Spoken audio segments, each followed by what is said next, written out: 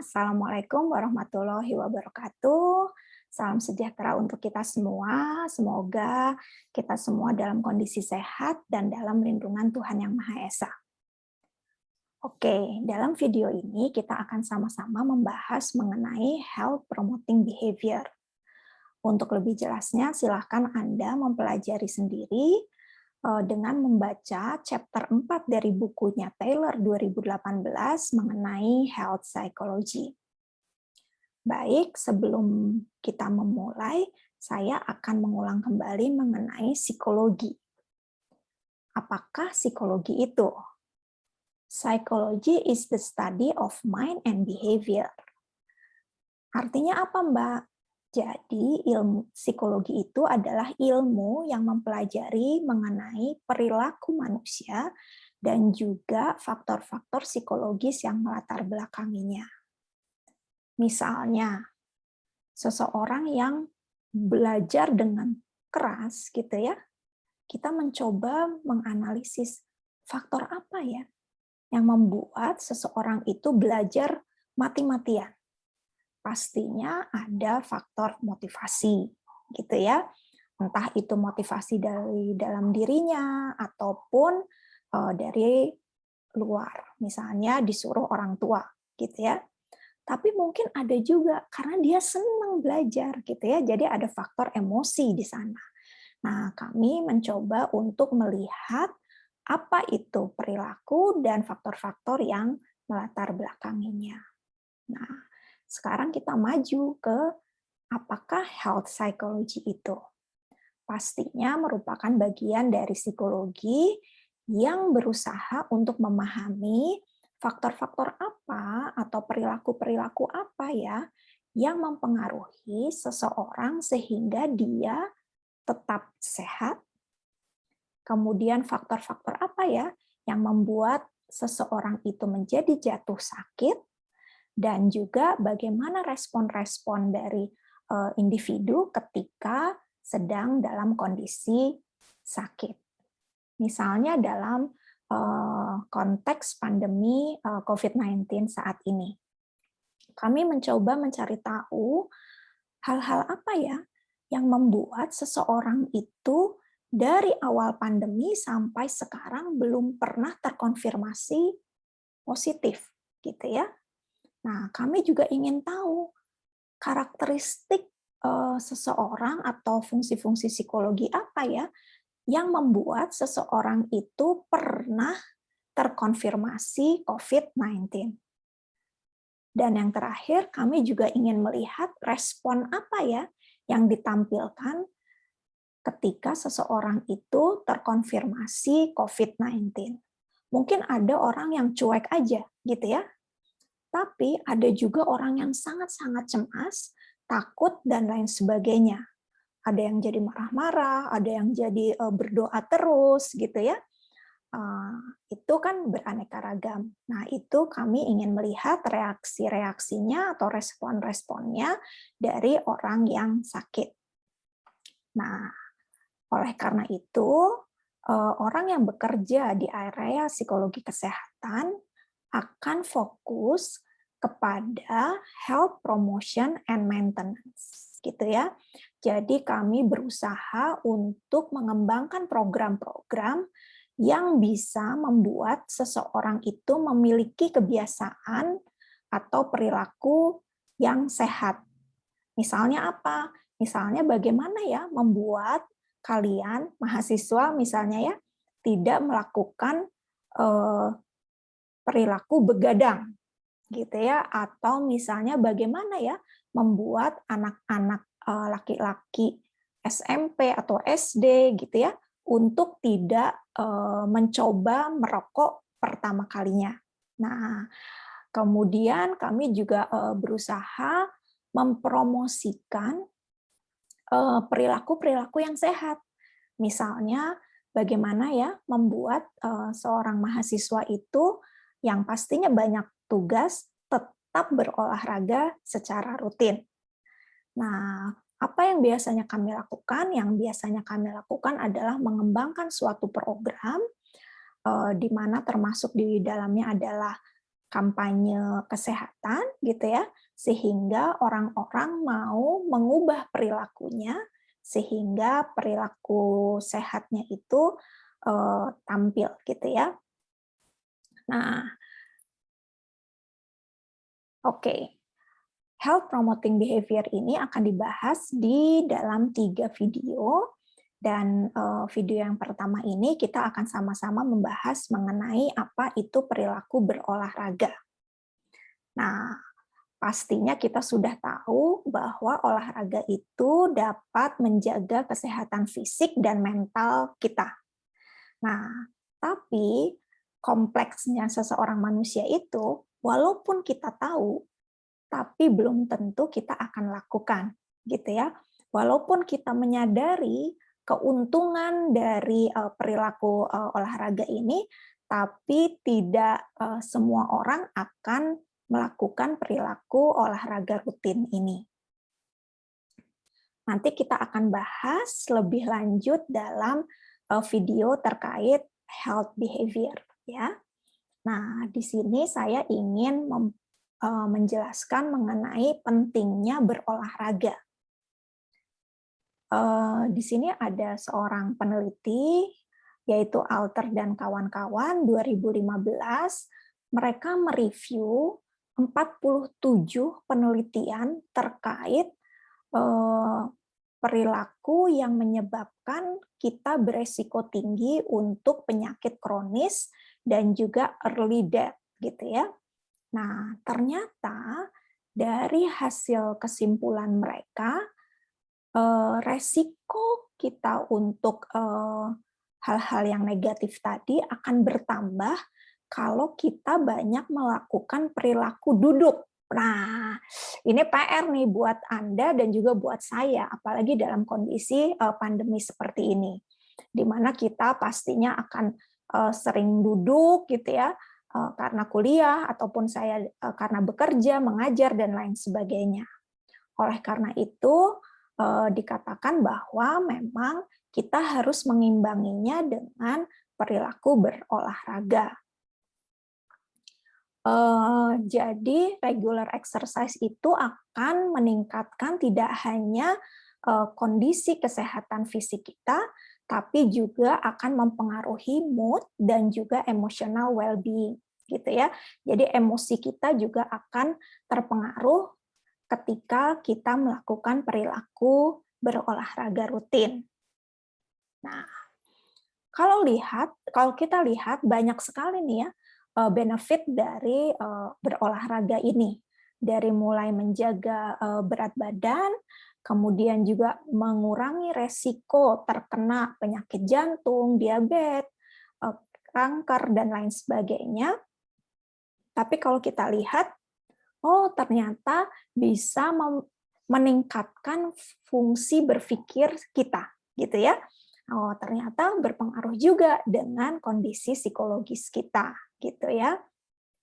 Nah, jadi dikatakan bahwa 30 menit berolahraga itu dapat menurunkan penyakit jantung, diabetes, dan juga kanker, serta akan mempercepat penyembuhan luka. Nah, sebanyak apa sih kita harus berolahraga? Jadi kalau misalnya kita melakukan aktivitas yang relatif moderat gitu ya, tidak terlalu berat gitu ya, tapi tidak juga terlalu ringan, maka kita perlu melakukan aktivitas itu selama 30 menit dan itu dilakukan sekitar 5-7 kali dalam seminggu. Nah, sedangkan kalau kita melakukan aktivitas yang cukup berat, misalnya aerobik dan lain sebagainya, kita hanya butuh berolahraga 20 menit per hari dan kita harus melakukannya 3 atau minimal 3 gitu ya dalam seminggu. Nah, untuk orang-orang yang berumur seperti saya misalnya ya, ternyata yang baik itu adalah jalan pagi singkat gitu ya, tidak perlu sampai 10 kilo dan lain sebagainya, tapi itu rutin dilakukan selama misalnya 30 menit sampai 1 jam per hari. Gitu. Nah, apa sih efek dari berolahraga ini pada kesehatan psikologis kita? Yang pertama adalah menjaga mood positif. Nah, manusia itu memiliki mood positif dan negatif. Apa sih kalau negatif? Negatif itu marah-marah, kesel, bete, dan lain sebagainya. Sedangkan kalau mood positif adalah misalnya bahagia, ceria, dan lain-lain, gitu ya. Nah, ketika ini pengalaman pribadi ya, ketika saya jalan pagi, gitu ya, menghirup udara pagi yang segar, kemudian juga mendengarkan bunyi burung berkicau, kemudian melihat tanaman-tanaman hijau, gitu ya, itu tuh membuat mood positif saya tuh bertambah gitu ya. Saya menjadi happy, saya menjadi merasa segar, tidak stres walaupun olahraga itu capek ya, tapi jatuhnya ke rumah itu malah happy gitu ya. Nah, kemudian apa yang disebut dengan self efficacy? Nah, sekarang ini sudah banyak sekali aplikasi terkait kesehatan.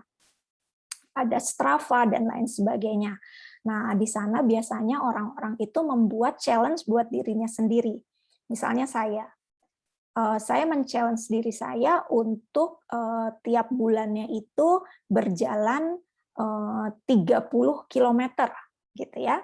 Nah, ketika saya bisa melampaui atau mencapai 30 kilometer per bulan itu, ada perasaan di dalam diri kita, oh saya mampu loh, gitu ya. Nanti saya akan menaikkan lagi challenge saya. Wah, untuk bulan depan saya akan 35 kilometer misalnya. Nah, perasaan bahwa oh saya mampu itu sangat baik gitu ya, dan itu bisa dikembangkan dari kita rutin berolahraga. Nah, kemudian olahraga juga dapat prevent depression katanya ya. Ya, jelas. Kenapa? Karena dengan mood yang positif tadi, seseorang akan lupa tuh dengan hal-hal yang negatif dan dia juga aktif berolahraga dan lain sebagainya. Nah, kemudian olahraga juga bisa meningkatkan cognitive functioning sehingga mungkin akan lebih mudah dalam memahami pembelajaran dan lain sebagainya. Nah, kemudian kita juga mencoba melihat siapa sih orang-orang yang suka melakukan olahraga rutin. Karakteristiknya seperti apa sih gitu ya. Oh, ternyata hasil penelitian membuktikan bahwa mereka yang rutin berolahraga adalah mereka yang memang datang dari keluarga yang rajin berolahraga, gitu ya. Sehingga mungkin dia belajar, kemudian juga sudah terbentuk habit dan lain sebagainya. Mereka juga mungkin memiliki sikap yang positif ya terhadap olahraga, dan mungkin mereka dalam keluarga itu suka saling men-challenge sehingga mereka merasa oh ya, saya mampu loh berolahraga gitu ya. Nah, kemudian juga di sini dinyatakan bahwa mereka yang ekstrovert gitu ya atau sociable, mereka juga biasanya melakukan regular exercise. Tapi ini bukan berarti mereka yang introvert tidak pernah berolahraga gitu ya. Nah, kemudian ada tuh orang-orang yang mempersepsikan diri sebagai seseorang yang atletis dan berolahraga. Misalnya ya Deddy Corbuzier ya. Beliau itu kan memiliki self image sebagai seseorang yang sehat gitu ya, sehingga dia pun akan membuktikan gitu ya, dia pun akan membuktikan bahwa dia itu adalah orang yang atletis gitu. Kemudian, nah ternyata kalau di Indonesia itu dan juga mungkin di luar negeri, social support menjadi penting gitu ya. Ketika misalnya seseorang gitu ya tadinya malas berolahraga, tapi karena ada challenge nih, di aplikasinya dengan teman-temannya, misalnya gitu ya, ayo siapa yang bulan ini bisa jalan lebih dari 30 kilometer per bulan gitu ya, nanti akan mendapatkan piagam atau apalah gitu ya. Nah, mereka biasanya jadi rutin berolahraga. Nah, kemudian siapa lagi? Oh, ternyata orang-orang yang percaya bahwa seseorang itu harus bertanggung jawab atas kesehatannya sendiri, gitu ya. Nah, mereka itu sadar benar bahwa olahraga itu penting dalam rangka untuk menjaga kesehatannya. Nah, mereka-mereka itulah yang katanya melakukan olahraga secara reguler. Nah, kemudian karakteristik dari tempat berolahraganya itu seperti apa? Yang pertama pastinya convenience ya, pastinya ya. Kalau kita melihat tempat-tempat gym dan lain sebagainya itu pastinya tempatnya menyenangkan gitu ya. Begitu juga lapangan-lapangan olahraga. Kemudian accessible. Ini pasti gitu ya. Karena males ya untuk olahraga saja sudah memerlukan energi yang tinggi gitu ya, apalagi kalau misalnya tempatnya jauh gitu. Nah, jadi kalau misalnya accessible itu merupakan hal yang mendorong seseorang untuk mau berolahraga. Kemudian tempatnya itu harus aman juga gitu ya. Nah, misalnya nih dalam kondisi COVID seperti ini, mungkin buat saya pribadi menjadi takut ya kalau misalnya jalan misalnya di apa di jalan raya yang ramai sekali gitu ya. Jadi mungkin saya akan mencari di kompleks yang misalnya sepi dan lain sebagainya. Nah, kemudian seperti yang tadi kita sudah bahas bahwa social support can foster exercise. Nah, misalnya nanti Anda mengajak teman atau mengajak keluarga gitu ya untuk bersama-sama berolahraga, itu juga akan membentuk kebiasaan untuk regular exercise. Ya, ini adalah contoh dari penelitian terkait olahraga, gitu ya. Jadi misalnya di sini contohnya ada beberapa peneliti yang mencoba melihat apa ya keuntungan dari physical activity dan juga physical exercise in the time of pandemic gitu ya. Jadi apa sih keuntungannya dalam kondisi pandemik di mana seseorang itu harus stay at home. Nah, di sini kita melihat apa saja ya keuntungannya gitu. Nah, kemudian ada juga nih contoh penelitian yang lain, yaitu apakah olahraga dapat mengurangi kesulitan untuk tidur, gitu ya. Nah, ini karakteristik sampelnya adalah pada orang-orang yang dalam kondisi acute nicotine withdrawal, gitu ya. Nah, itu adalah contoh dari perilaku olahraga yang merupakan salah satu bentuk dari health promoting behavior. Lebih lanjut, Anda bisa melihat YouTube gitu ya, video-videonya yang terkait dengan isu ini. Gitu. Baik, terima kasih. Kita akan lanjutkan di video kedua. Sampai berjumpa. Wassalamualaikum warahmatullahi wabarakatuh.